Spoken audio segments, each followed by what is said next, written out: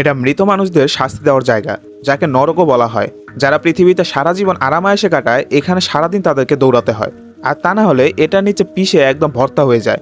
আর যদি কেউ পানিতে ঝাঁপ দেয়, তখন পানিতে থাকা পিরানহা জীবন্ত খেয়ে ফেলে। তখন সেখানে এই লোকটাকে আনা হয়। সে বেঁচে থাকতে অনেক লোকের জীবন বাঁচিয়েছিল। এসব শুনে স্বর্গের রানী অনেক খুশি হয় আর ওকে জিজ্ঞাসা করে, তুমি এসব কেন করতে? তখন লোকটা বলে, টাকার জন্য।